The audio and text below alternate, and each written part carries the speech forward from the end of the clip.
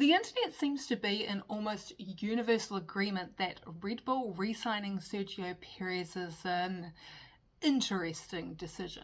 Stupid, incomprehensible. Say goodbye to the Constructors' Championship. That seat should have been Tsunoda's. So what's the motivation behind this deal and why does it make so much sense? Well, let's break it down. Hi, my name is Kimmy and I talk about Formula One in the world's second worst English speaking accent. Now I'm going to apologise for my voice today. I haven't had one for the better part of a week, so let's see how this goes. Red Bull and Checo.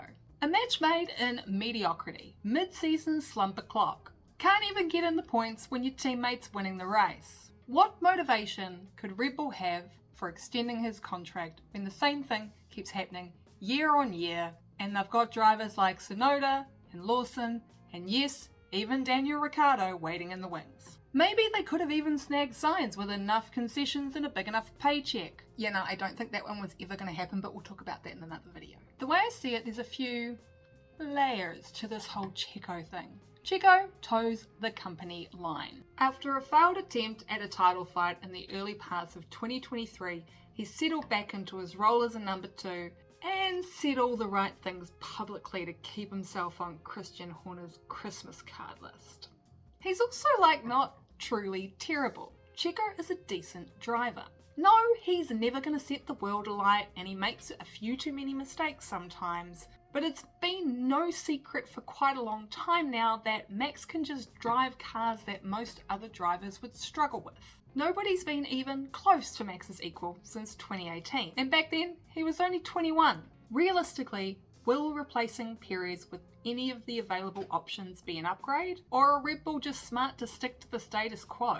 Keep Max happy with a teammate that isn't really offering up much of a challenge and he seems to get along with, and just take the L on losing maybe fewer races than you would if you stuck somebody who didn't have any experience in the car. And then of course there's the money. Now nobody really knows exactly how much money Checo brings in sponsorship every year, but based on the number of logos that are stamped on those Red Bull fireproofs that are there because of Checo, I wouldn't be surprised if it's somewhere between 10 and 20 million. Combine that with merchandise sales, which thanks to his popularity in the Americas are significantly more than Max's, a 3-time world champion, and also the various other income streams the team gets by slapping his face on things, and it's clear that Checo's value is probably somewhere well into the tens of millions of dollars. In 2023, the prize money difference between first and second in the Constructors' Championship was somewhere in the region of 9 to 10 million.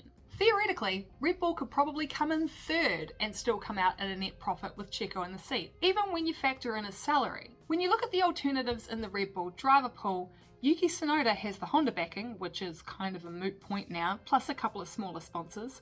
Daniel Ricciardo has Optus, which isn't worth a whole lot outside of Australia, and I'm not sure if his partnerships with Beats and GoPro are just endorsement deals or if they come with a purse, although we all know his marketing appeal brings in the dosh, right? And Liam Lawson effectively comes with nothing, with only a few smaller partnerships with Australasian brands. And then you've got Sainz, who lost his long-term main sponsor to his old team, McLaren.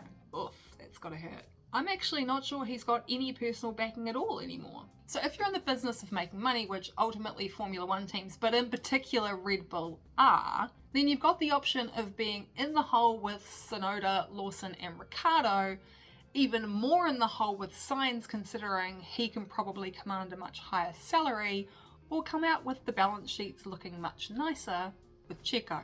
After all, there's no guarantee that any of these drivers will perform better than Checo. And despite my respect for how well Yuki's done this year, I'd put my neck out and say out of the 4 of them, Ricciardo is probably the most likely to outperform Checo in that car.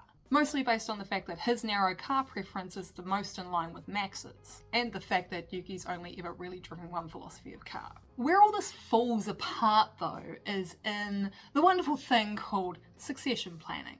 Re-signing Checo on a new 1+1 effectively keeps Tsunoda kind of trapped in limbo, and if VCARB opts to retain Ricciardo, which it's looking increasingly more and more likely they are, whether that's because he improves his car performance over the next few months or there's just some kind of deal with regards to the title sponsorship, then Lawson's kind of stuck in the same boat. I've read a number of reports from actually reputable sources, that if Lawson's not offered a seat for 2025, then he effectively becomes a free agent. If that ends up happening, then they're going to have to put either Iwasa, Hadjar or Hauger into that reserve driver role. And of course, Iwasa is also a Honda-sponsored driver, so he could very easily end up being yanked out and dumped somewhere else by Honda if they feel like it. And none of those three are as prepared as Lawson to step into one of the three theoretically available seats for 2026. I don't know, man. If I were Helmut Marko right now, I would be locking Liam Lawson into another 2-year Red Bull driver deal of some kind, and then getting on the phone and trying to loan him out to like Alpine or Sauber or something. You know, kind of like what they did with Sainz to Renault back in the day. I do realise that there was an engine partnership there. I'm not an idiot. They don't have an engine partnership anymore, so needs must, right? Especially if Max is still making rumblings about heading off to greener pastures should the 2026 engine turn out to be a dud. Let's be real though, I reckon part of the Lawson situation has actually some more broad parallels with the Sainz situation of 2016. Just with less like dad involvement and more, I'm going to finish that thought because someday I'd quite like to be able to interview Liam Lawson, so if you know, you know. If you zoom all the way out though, I think it's fair to say that Checo probably owes Daniel a beer, because it's clear from the outset, the moment Ricciardo was announced as the Red Bull reserve for 2023, that the plan was to get him back on the grid as soon as possible, and then put him back in the Red Bull seat the moment the opportunity arose. Unfortunately for both Daniel and Red Bull, he wasn't setting the track alight and has been pretty comprehensively outperformed by Yuki. Although their qualifying gap now is very minuscule, I'll be honest. And, you know, breaking his hand in the middle of it all probably didn't help much. And you know, I'm going to have a little rant for a minute here. If I hear one more person say that Daniel Ricciardo broke his wrist, come on people, come on. I'm still seeing actual F1 journalists say it. Your metacarpal is in your hand. This is the bone he broke. Okay? This is your hand. This is your wrist. There's x-rays and there's a scar. You've all seen them. It wasn't his wrist. Please stop saying that. I can't take anyone credibly if they are continuing to say that Daniel Ricciardo broke his wrist. Like, it's just such a minor factual error that stands out to me like a sore thumb. Or a sore little finger, I should say. But yeah, anyway, moving on. The other interesting factor here is Christian Horner's admission that the originally announced 2-year deal is actually a 1+1. When you view that in context with Checo's own comment that he wants to end his career with Red Bull no matter where that may be, the indication is that the rumour clause that was in his old contract that stopped Red Bull from dropping him down into the B team has now got a dirty great big red line through it. Maybe they could even demote him to reserve now. Or who knows, maybe Red Bull's considering an IndyCar entry. Anyway, what do you think objectively about Checo's re-signing? Tell me about it in the comments, and please consider giving this video a like and subscribing to my channel. It really helps out. I'll tell you what though, in all the craziness of this 2024 silly season, one thing I did not have on my bingo card was Max and Checo become the longest teammate pairing in F1 history.